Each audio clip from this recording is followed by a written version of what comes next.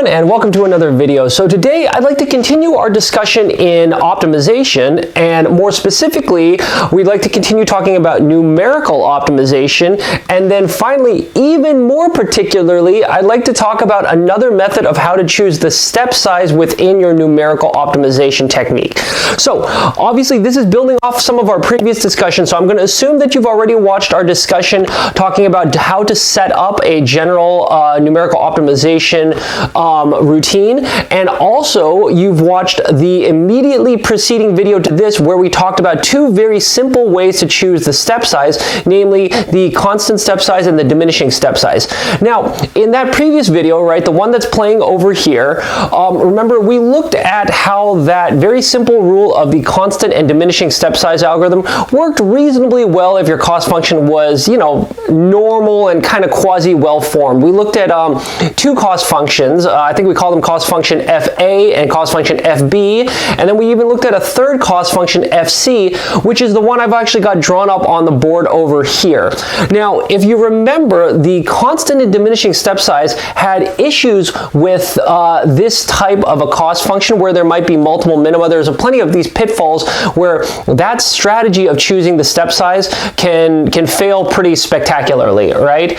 What usually ended up happening was we fell into one of these small local minima, and it was hard to kind of get out of it, and there were issues where you could bounce back and forth. And anyway, long story short, those strategies were overly simplistic and had some problems, right? So that sets the stage and motivates our discussion today, where we want to think about a more robust strategy of how to choose the step size in your numerical optimization algorithm. So that's our topic for discussion today, is how can we choose the step size via a technique known as line minimization. Okay, so line minimization is a very again, it's conceptually it's simple, but we're going to see that there are some practical implementation issues with it.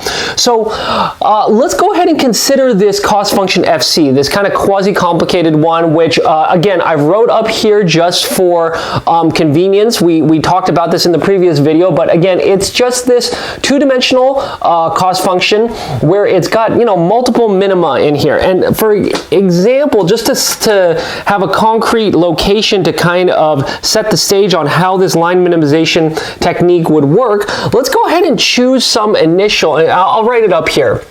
Let's say you start at some x0, some initial guess location of, how about -4, +3, okay?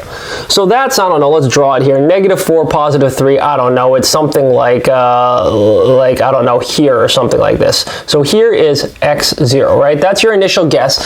And we'd like to find out how can we get to one of these minima, right? And in fact, I think the one we're kind of going to be gunning for is down here, okay? So what we can do is, obviously we'll come back to our numerical optimization routine, which says all I need to do is, if I know where I am right now, which is x0, all I need to do is pick the direction and the step size, okay? So again, remember, we're going to use the direction, we're going to assume it's a descent direction, and we're going to use gradient descent as probably the easiest way to choose it. And again, remember, it's going to be important for this discussion today that we're going to want to consider dk to be a unit vector, right? So you're going to normalize dk to a unit vector length. So to do that, this is actually really easy. Let's do that right now. So I've already gone ahead and computed the analytical gradient of this cost function. So here it is. So if I want to know what the gradient is at x0, that's pretty easy. Let me go ahead and compute that. So we're going to say that d0, right, the direction at step 0, it's going to be the negative gradient of the cost function, right, FC, at x0, right? And then we're going to normalize this thing by its magnitude just to get a unit vector, right?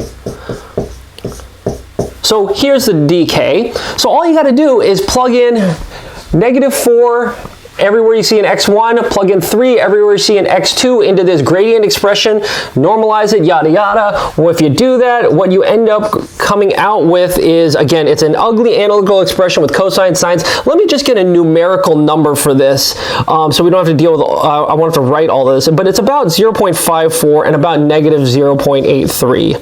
or 8.4, something like that, right? So here is the direction. So let me draw that as, I don't know, maybe like a red arrow. Okay, so 0.54 negative 8, it's I don't know, it's something like this. And again, this is supposed to be of length 1, okay?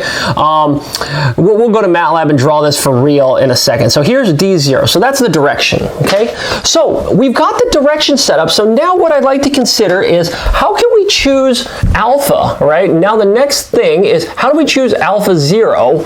But now I want to use this technique known as line minimization. Right? Earlier we looked at just using a constant or a diminishing step size, but now let's use this other technique of line minimization. And the idea with line minimization is surprisingly simple, right? All you're going to do now is we've got the direction picked, right? The direction is fixed. You know which way you're going to be walking along this contour map. All line minimization says is, well, why don't we go ahead and consider a line which is in this direction, right? So you start here and you have to be going in this direction, right? Up to infinity. This line will go on forever, right? The direction is fixed. It's like you think about you're hiking around. This is the topography of the area which you're hiking. You have committed yourself to a direction you're going to walk, and now the question is, if I walk on this line to infinity, what is the minimum value of the cost function along that line? That's probably where I want to go, right? So you can kind of see that in this case, I don't know, it might be here, it might be somewhere down here. You know, here are some candidates. You know, you can clearly see that the cost function probably dips down and comes back up here in this valley. We probably kind of hit something here. There might be more, right? But again, this is all the idea says with line minimization is I just need to think about walking along this line and asking yourself, where does the cost function have the minimal functional value along this line? So if I wanted to write that down, let's write down a smaller problem. So let's go ahead and I'll say consider let's call it simpler problem. And in fact, simpler, the other description you're going to see here in a second is, let's call it one-dimensional. Consider the simpler / one-dimensional problem of this, right? So we want to now consider, I'm going to call this P1 for the simpler problem, okay? So I am going to look for, I want to minimize this cost function value, right? But I only want to consider cost function values along this line. So if you think about this long enough, this line, right, isn't this basically xk plus some variable length alpha times dk?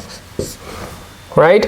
And I want to minimize this over all alpha values greater than or equal to 0, right? So look at this. This inner argument is basically the line, right? This is, well, actually I'll draw it in green because I drew the line in green here, right? So this is basically the line in question. Right? It's this green line. That's what this term describes, right? You start at xk, you walk in the direction dk by some unknown distance alpha, right? And now what I want to do is I want to find out what alpha value is going to minimize the cost function, right? So if I can figure out which alpha value minimizes the cost function, that's obviously what I want to choose as my step size. So that's alpha k is going to be the argument that minimizes this, right? So again, this is the simpler sub-problem, and let me box it up because this is important, and this is the whole crux of the line minimization technique that says, here's how you're going to solve the, pick your step size alpha k. All you do, right, is you have to solve this optimization problem. Now you might be saying, wait a second, the whole point of having this numerical routine is to solve an optimization problem. Now you're telling me you got to solve another optimization problem? This seems like circular logic, right? But again, the thing that makes this easier in some senses is look at this. This is only a decision space of dimension 1, right? This is why we called it a one-dimensional optimization problem, right? The only thing you have to choose here is alpha, right? The original problem that we're trying to solve with this numerical optimization routine, the decision space is actually of dimension n, where n is the number of decision variables. So this is a much harder problem than this. This is actually just a simple one-dimensional, line search. In fact, this technique is sometimes referred to as a line search. You may see it also referred to, like I said, in other texts as line search or minimization rule is another thing you might see authors use, or limited minimization rule.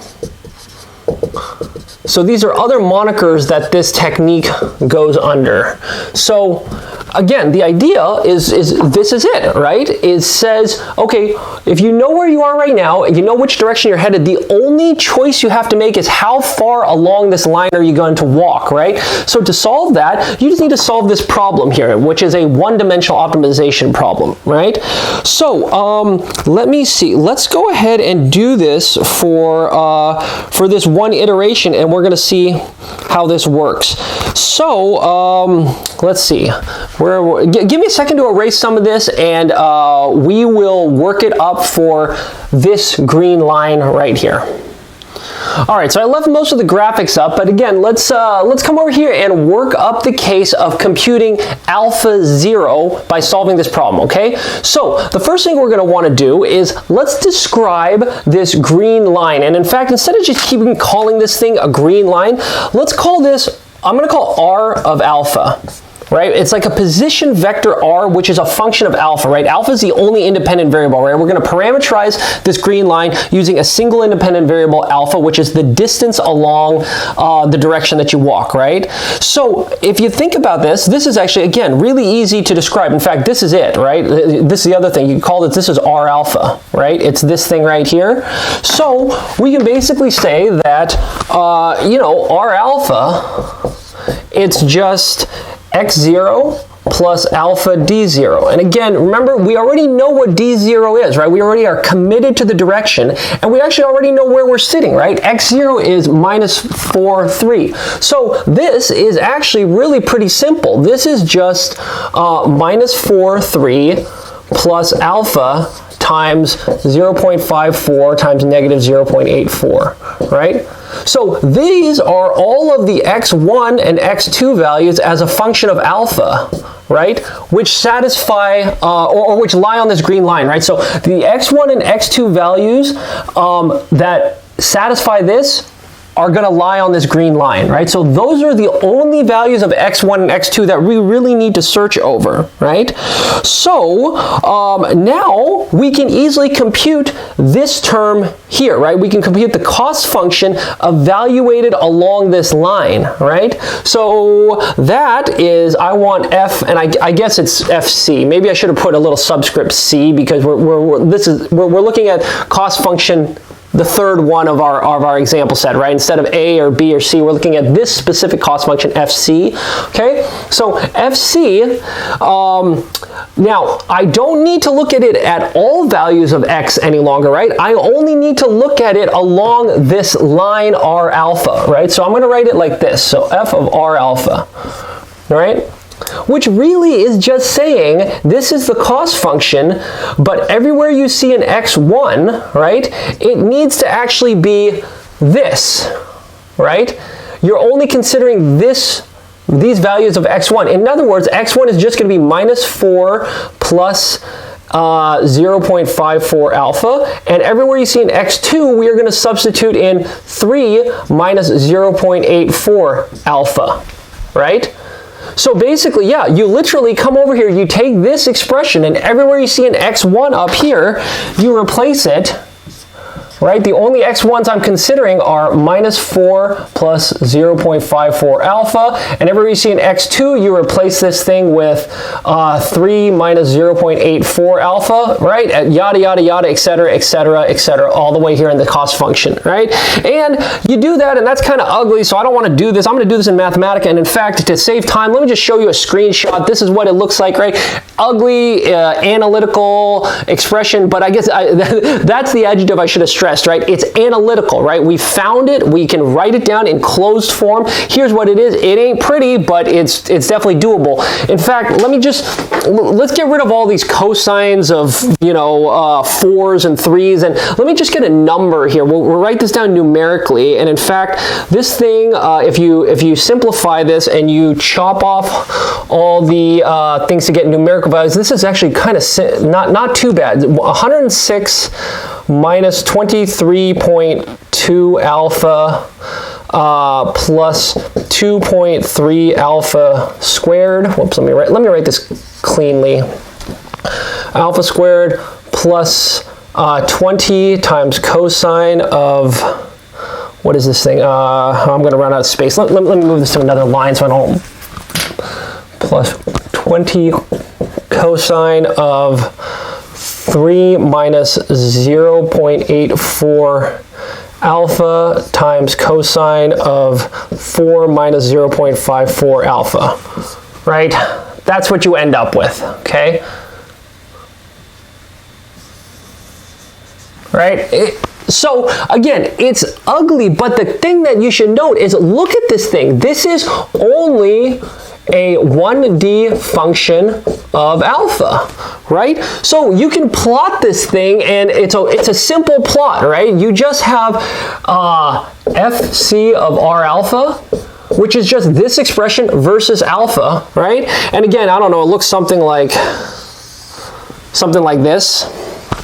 Okay, and in fact, instead of me sketching this, here's another screenshot from Mathematica of what this function actually looks like, right? So now, armed with this picture, right, this is physically the cost function value as you go along this line. And again, it makes sense, right? You're going along, it's dipping down, You can see there's a little minima there. That probably corresponds to this dip right here. And then the cost function value, it might go up, but then it starts going down again. That's this bump here, and then it goes down, and then, you know, it probably hits another little local minimum before you start climbing back up. So here's this third kind of dip, etc., right? So this problem, right, is really just find these points, right, and figure out which one is the smallest.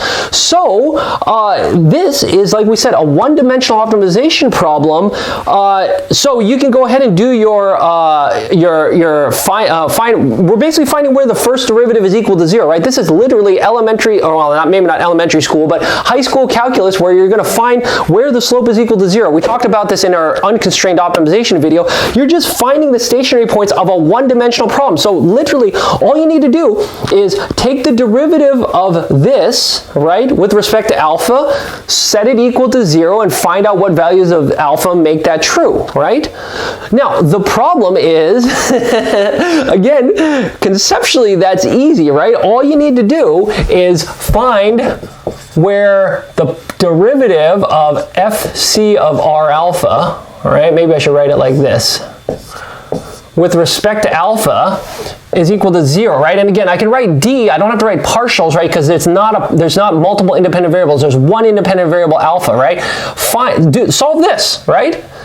Just find us where the slope is equal to 0. And the problem, though, is that here, I'll show you another screenshot from Mathematica. You try to do that analytically, and this is complicated enough that it can't do it, actually, right? So we are going to have to resort to some numerical techniques to try to solve this one-dimensional optimization problem, but that's actually fairly easy, right? You can think about just chopping this up into small little alpha sections, right? And then I'm just going to evaluate the cost function here. So I can do this in, you know, just throw this in MATLAB or a computer, you know, chop this up into 1,000 pieces, evaluate this one-dimensional cost function at each one location, and then find the minimum. In fact, we'll go to MATLAB and I'll show you that in a second. I do want to put on your radar, though, hopefully something might be going a little bit clang in your head. Some warning lights might be coming on when you start talking about doing this, and we will cover this in a second. But again, I just want to put the bug in your ear that we'll revisit this, that again, this might have issues down the road, but for now, this is a perfectly viable way to go about doing this, right? So, in fact, why don't we run over to MATLAB right now, just so we can draw a better picture of this entire situation and talk about solving this numerical one-dimensional optimization problem to find the actual value of alpha that we're interested in. All right, so here we are in MATLAB, and I've just got a very simple surface plot showing the cost function. As you can see, the green circle is our initial x0 location. You can see here at x1 of -4 and an x2 of +3. And again, I've just drawn this little blue dashed line and this magenta circle just to show where that equivalent location is on the cost function. And as we discussed, the red arrow is sort of the direction that we're picking for this initial step. So all we're going to do is walk along this red direction, and as you can see, we're going to be going down the cost function through these kind of bumps and valleys, but the entire time we are going to be walking along the direction of the red arrow. And in fact, maybe the easier way to see this is with a contour plot like we were showing on the board. So let me pull that up over here. Maybe again we can put both of these next to one another just so you can kind of see how they're related.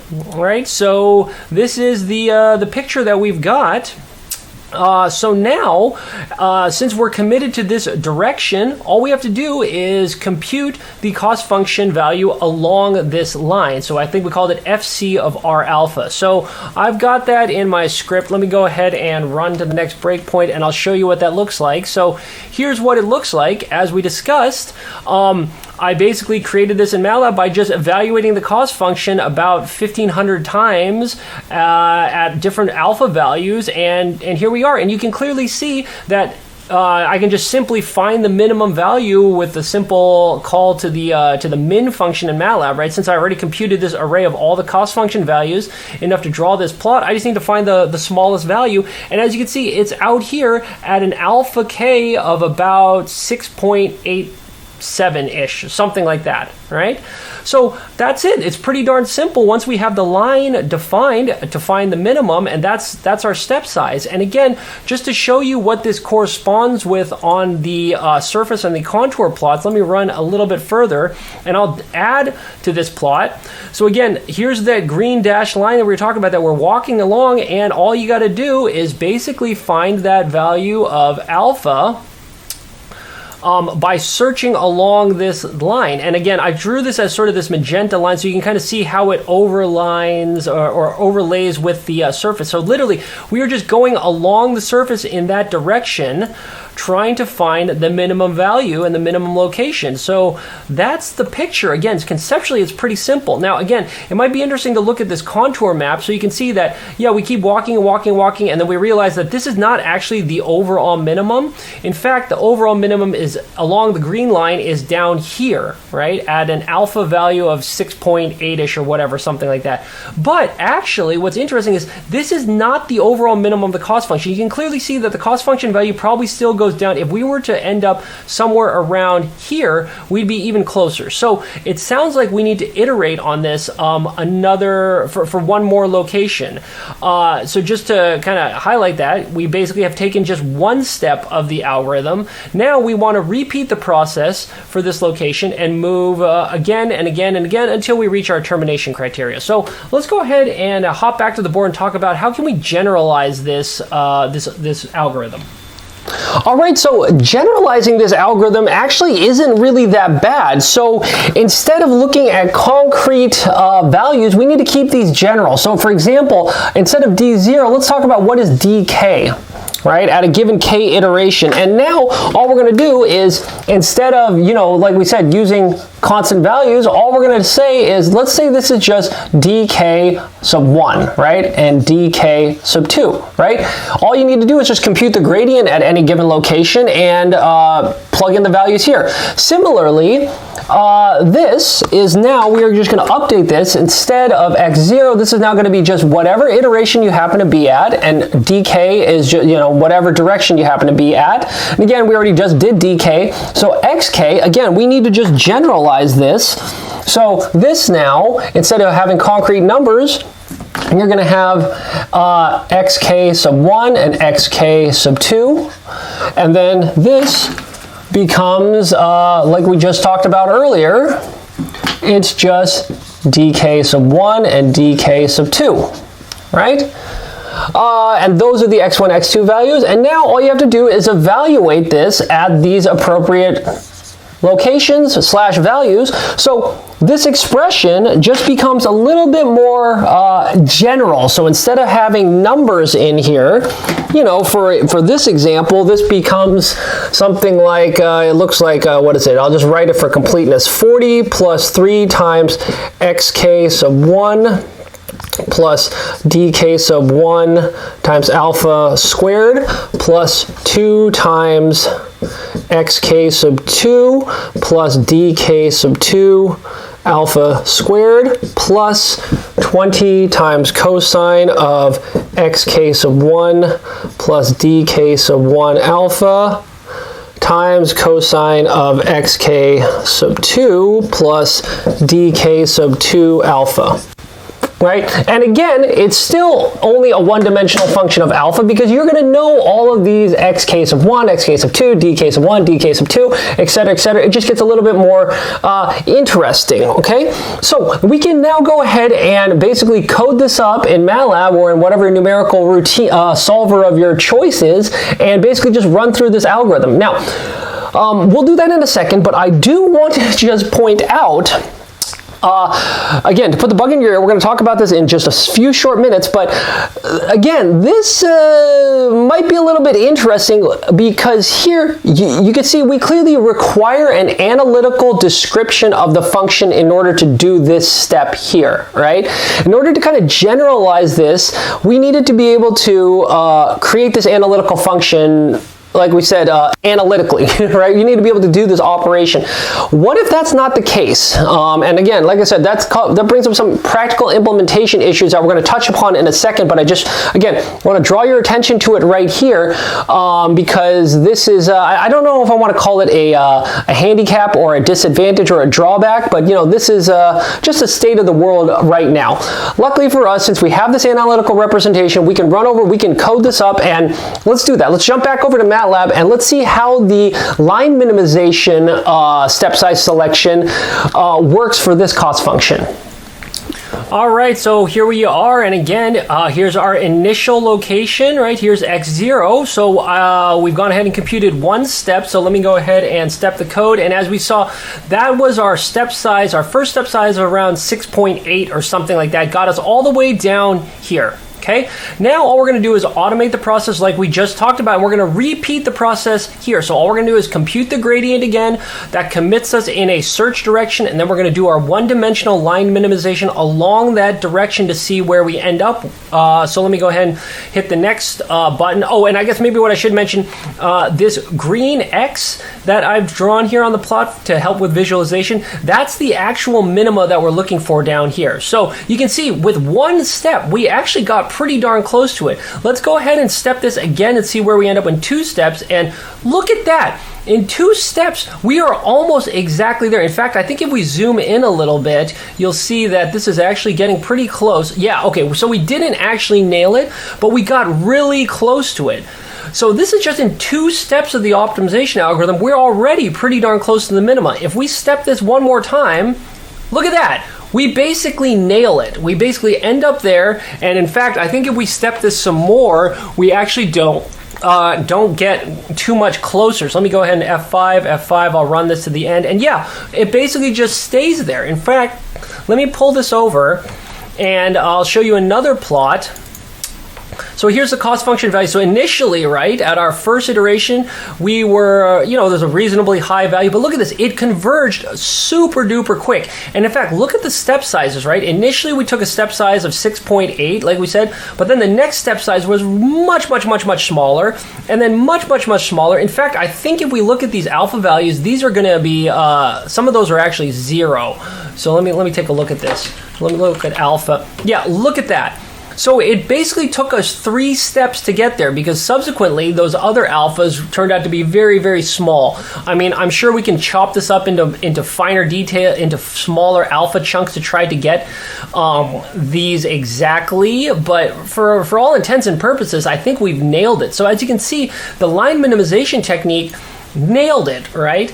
Again, just to compare and contrast, I think if we looked at this with, let me flip it back to our diminishing step size. I think that was scenario 7 that we looked at last time.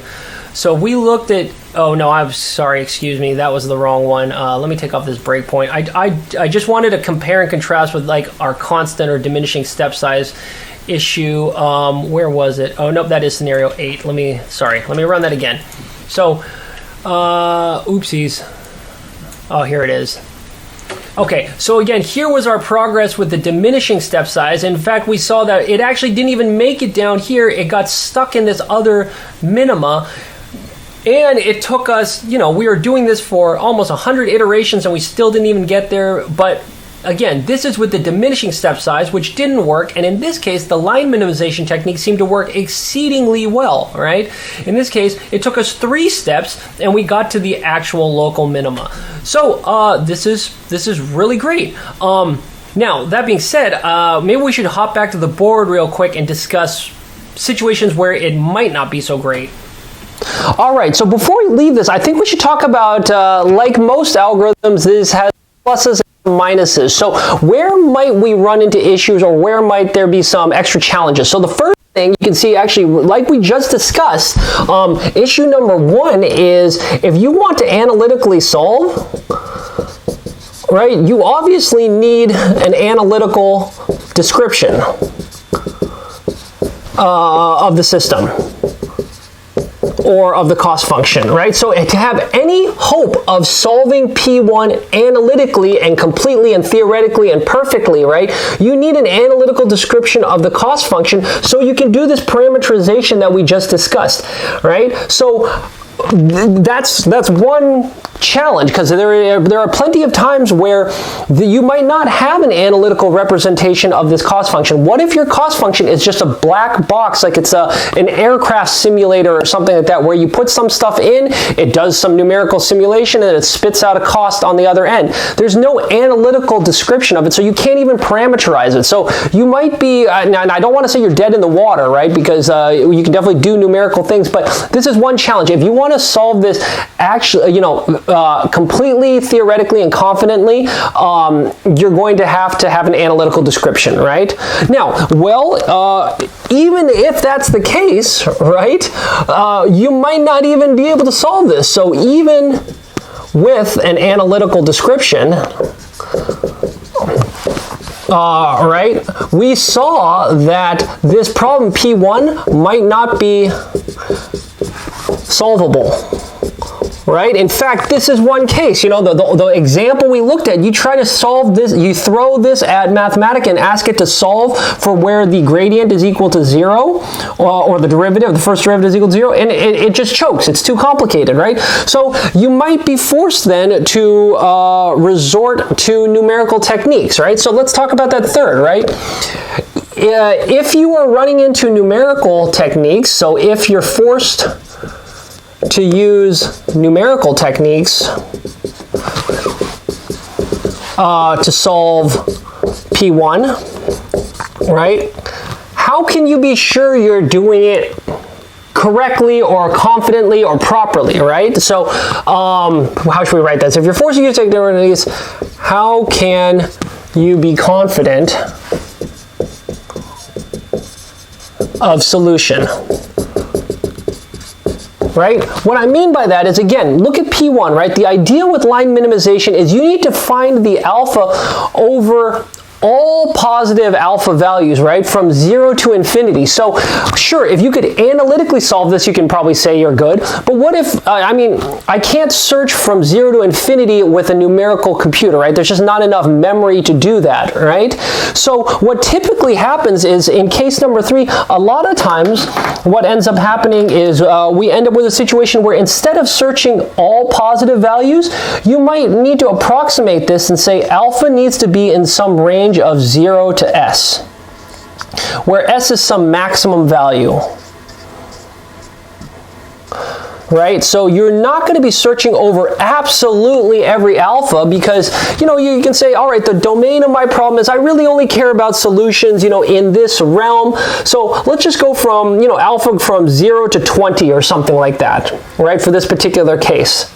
Okay, and even if you're able to sort of finitely bound the alpha search space in this one-dimensional problem, now again you ask this question of how can you be confident of the solution, because like we saw in MATLAB or in any numerical technique, right, what you're going to end up doing is you're going to have to discretize. I mean, you're doing a one-dimensional numerical discretized search over some space, right? So you have to pick some discretization. I mean, you can't evaluate this on all continuous values of alpha. You're going to have to pick discrete values. How do you know you didn't pick one which is kind of wrong? What if you missed the actual minimum by taking too big of these delta alpha steps, right? So this step size is some, delta alpha.